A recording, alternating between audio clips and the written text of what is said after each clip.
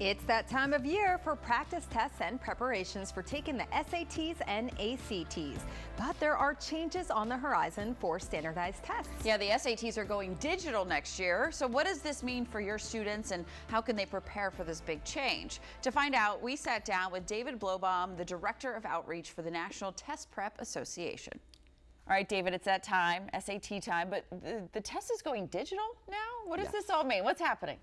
So luckily, it's all changes that students should enjoy.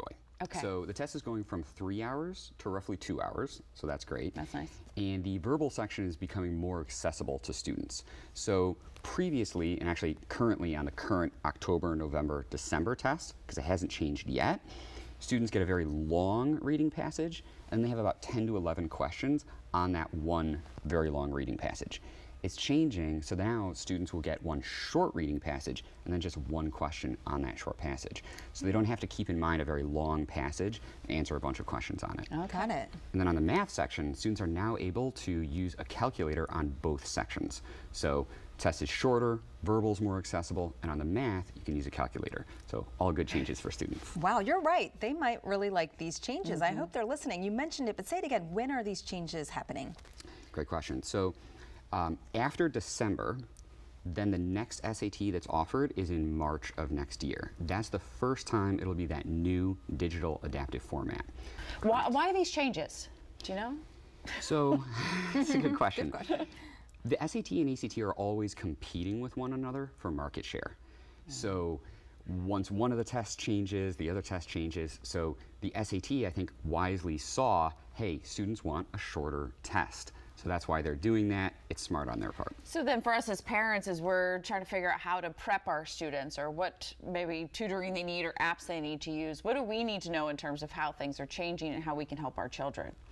The first thing that I would do is try and figure out, is the SAT better for a student or is the ACT better for a student? Because all colleges in the country look at these tests equally. They don't really care about your score, they care about your percentile. And so they're going to be looking at your percentile on both. So students can go to collegeboard.org, download what's called the Blue Book app, and that's where they actually take that digital adaptive test. So they get their score on that, then head to ACT.org, download a test, take it, get their score on that. Then compare the two. Whichever test they do better on, that's the path of least resistance for them. They'll want to prepare for that test. Both tests test students on the fundamentals of grammar, reading, math, data analysis. So all students can do better on these exams.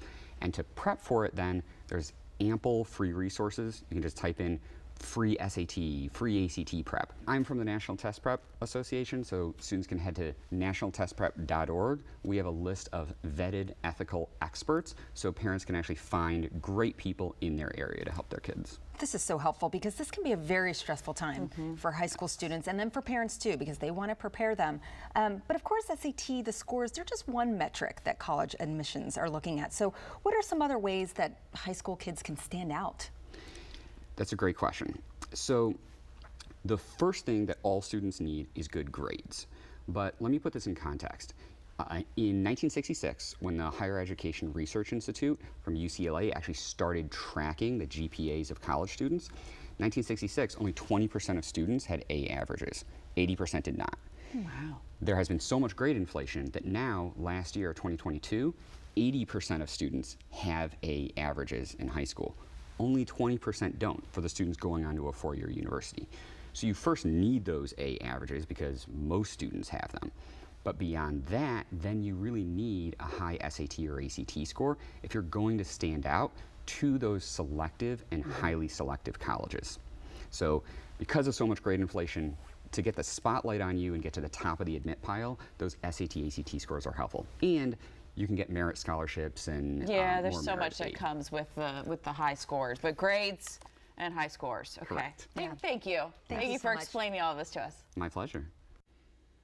Really helpful information. I have a freshman taking the PSAT at school this week, so I suppose she'll see the changes. Well, remember when our SATs were like 4 hours long? And now they get 2 hours in digital, but making it easier for them and being able to study and get into the college that they want. with the number 2 pencil. Yeah, they got to fill in the little sheet. All right, once again, for more information and resources, check out nationaltestprep.org.